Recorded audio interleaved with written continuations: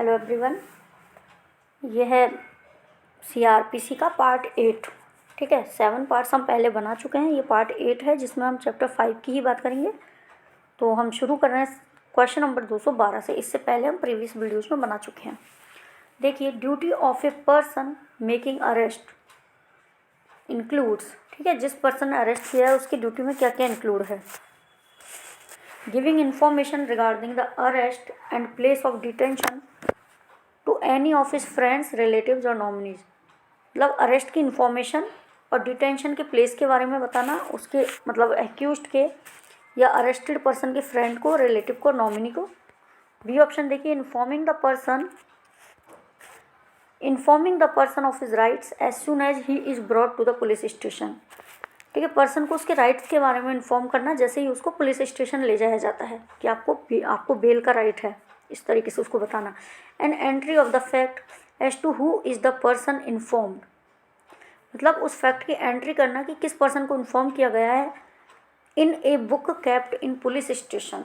Police station में एक book रखी जाती है, उस बुक में एंट्री करना कि किस पर्सन को इन्फॉर्म किया गया है अरेस्ट के बारे में, इस पर्पज़ के लिए।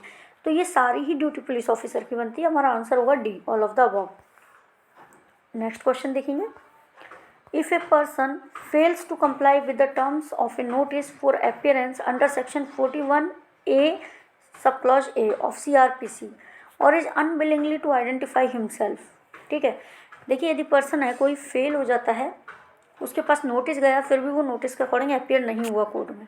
ठीक है, या फिर अपने आप को आइडेंटिफाई करने के लिए करना नहीं चाहता, मतलब गलत नेम में एड्रेस बता रहा है, तो पुलिस ऑफिसर क्या करेगा। may subject to such orders as may have been passed by a competent court in this behalf, arrest him for the offence mentioned in the notice. B shall arrest him for the offence mentioned in the notice, may not arrest him for the offence mentioned in the notice. D है may without an order from a magistrate and without a warrant arrest him.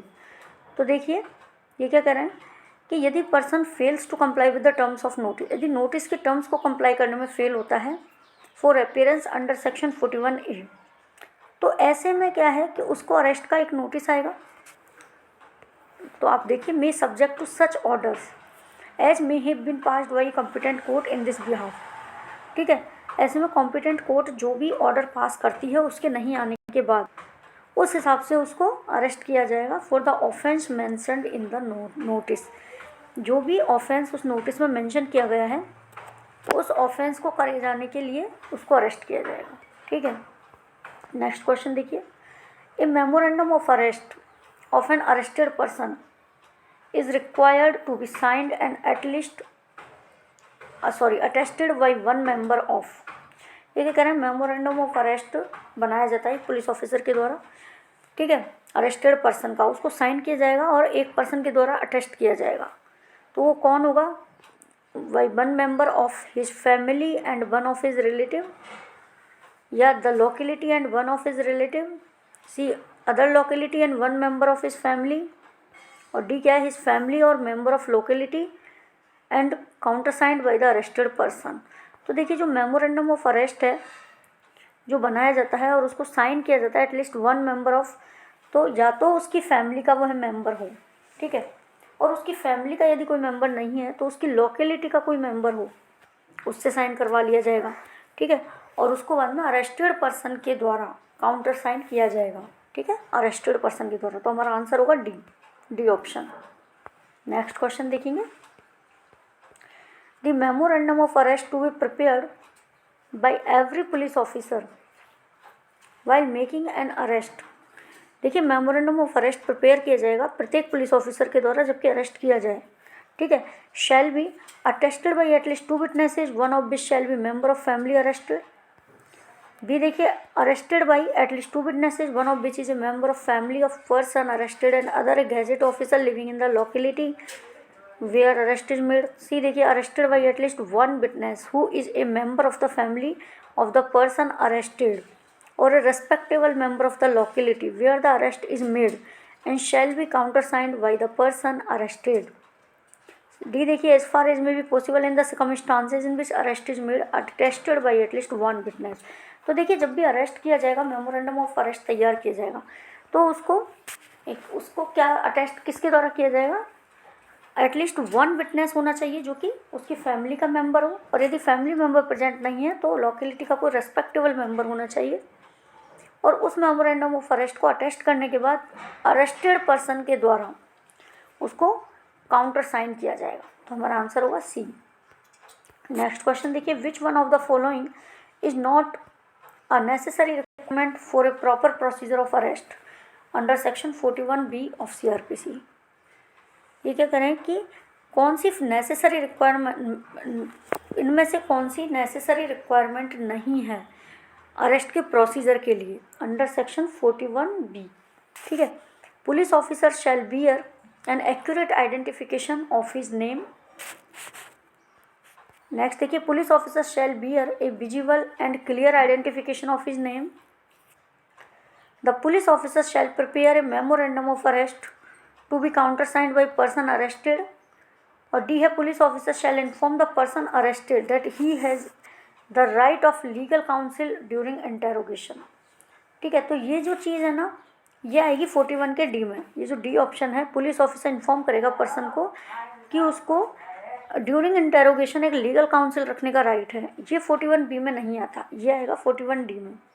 ठीक है, और 41B में क्या क्या चीज़ें आती है कि उसके क्या राइट्स हैं। ठीक है, तो क्या क्या चीज़ें हैं पुलिस ऑफिसर, देखिए मैं आपको दोबारा से क्वेश्चन बता देती हूँ कि कौन सी नेसेसरी रिक्वायरमेंट नहीं है। तो नेसेसरी रिक्वायरमेंट क्या क्या है अरेस्ट के प्रोसीजर के लिए, कि जब भी पुलिस अरेस्ट करने जाएगी तो पुलिस ऑफिसर एक्यूरेट आइडेंटिफिकेशन रखेगा अपने नेम का। ठीक है, नेम का एक्यूरेट आइडेंटिफिकेशन लगा होना चाहिए, और विजिबल एंड क्लियर आइडेंटिफिकेशन का एक मतलब शैल बियर मतलब उसकी ड्रेस पे लगा होना चाहिए अपने नेम का क्लियर आइडेंटिफिकेशन। ठीक है, और police officer shall prepare a memorandum of arrest, एक अरेस्ट का मेमोरेंडम तैयार होना चाहिए जो कि अरेस्टेड पर्सन उसको काउंटर साइन करेगा। तो ये तीनों रिक्वायरमेंट 41B में आ जाती हैं। नेक्स्ट देखिए, procedure of arrest and duties of officer making arrest is provided in section. देखिए क्या बोल रहे हैं कि अरेस्ट का प्रोसीजर और ऑफिसर्स की ड्यूटी जिसने अरेस्ट किया है वह किस सेक्शन में प्रोवाइड की गई हैं, तो किस सेक्शन में है? 41B में। ठीक है, 41B में पुलिस ऑफिसर्स की ड्यूटी को बताया गया है, अरेस्ट का प्रोसीजर बताया गया है। नेक्स्ट क्वेश्चन देखिए, under section 41C of CRPC state government shell establish police control room. 41C में कंट्रोल रूम की बात की जाती है, तो स्टेट गवर्नमेंट इसको एस्टेब्लिश करती है। तो ये पुलिस कंट्रोल रूम किन किन जगहों पर होगा, तो कहाँ कहाँ होगा? एक तो स्टेट लेवल पे होगा और दूसरा डिस्ट्रिक्ट लेवल पे होगा। डी ऑप्शन आएगा हमारा इसमें, at state and district level. ठीक है, नेक्स्ट क्वेश्चन देखिए, where shall the state government establish a police control room? In every district, at state level, at panchayat level. Only A and B are correct. तो हमारा every district में होगा और state level पे होगा। ठीक है, तो हमारा आंसर होगा D option, only A and B are correct.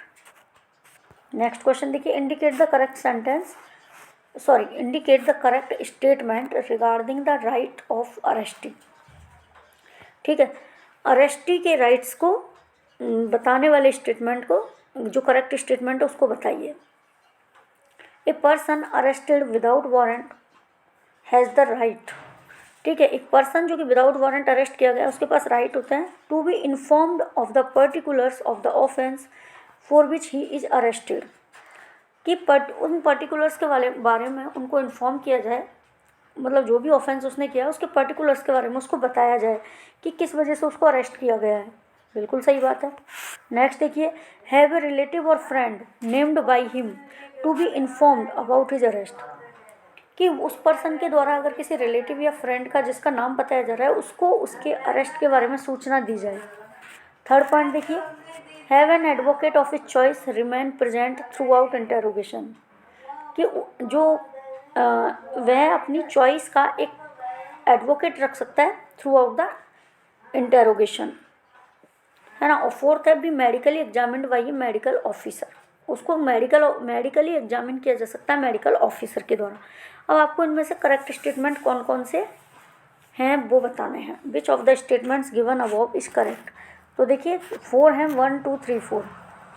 तो क्या क्या आएगा इसमें 1, 3 and 4। First, second and fourth, बिल्कुल। देखिए अब मैं आपको बताती हूँ कि 1 मिनट, ऑप्शन मतलब थर्ड ऑप्शन गलत क्यों है। देखिए have an advocate of his choice remain present through out interrogation. इसमें थ्रू आउट मतलब कंप्लीट इंटेरोगेशन में वह एडवोकेट नहीं हो सकता, ड्यूरिंग इंटेरोगेशन उसको रखा जा सकता है, बट ऐसा नहीं है कि through out interrogation, complete interrogation में A to Z उसको बिठाया जाएगा, नहीं। कई बार जो इंट्रोगेशन होता है वो अकेले में भी होता है, लेकिन थ्रू आउट इंटेरोगेशन नहीं। ड्यूरिंग इंटेरोगेशन वह अपनी चॉइस का एडवोकेट रख सकता है, ठीक है। तो यहाँ पे सी ऑप्शन गलत हो जाएगा, मतलब फर्स्ट, सेकंड और थर्ड पॉइंट सही है। नेक्स्ट क्वेश्चन देखते हैं।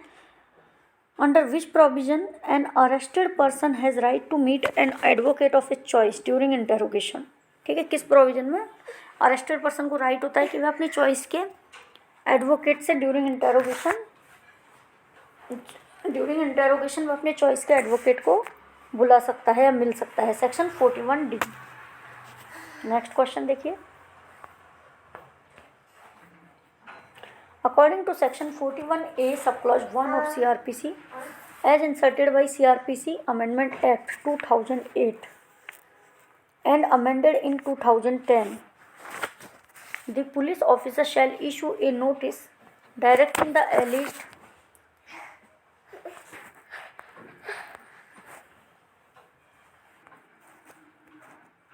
accused, though he has committed a cognizable offence, to appear before him or such other place as specified in the notice in all the cases where the arrest of the person is not required under the।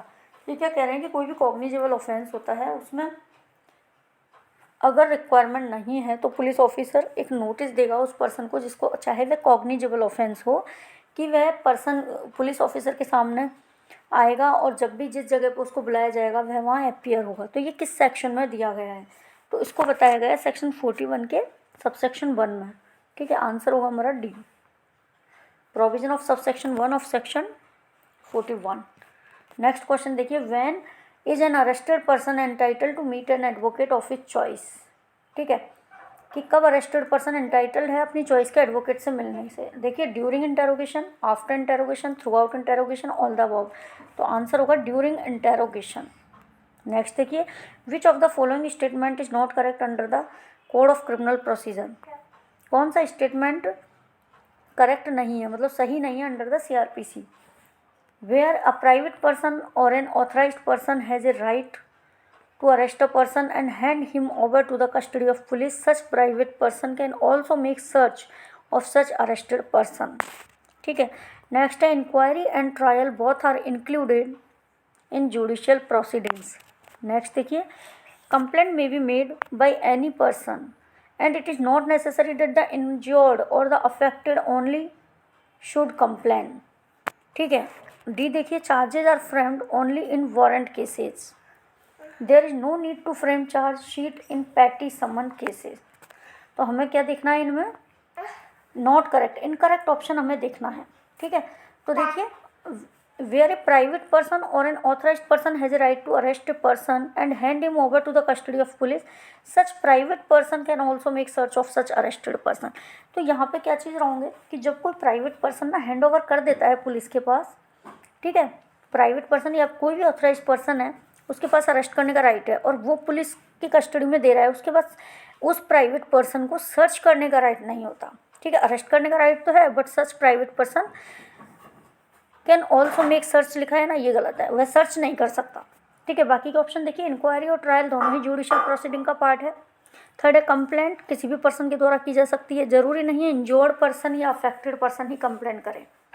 और fourth option है इसमें charges only warrant cases में ही frame किए जाते हैं, पेटी समन cases में charges frame करने की नीड नहीं होती। ठीक है, तो ये थे हमारे इस पार्ट के क्वेश्चंस। यही हम इस पार्ट को एंड करते हैं, इस वीडियो को एंड कर रही हूँ मैं। इसके आगे नेक्स्ट पार्ट आएगा आपका, वहाँ हम आगे से क्वेश्चंस करेंगे। Thank you.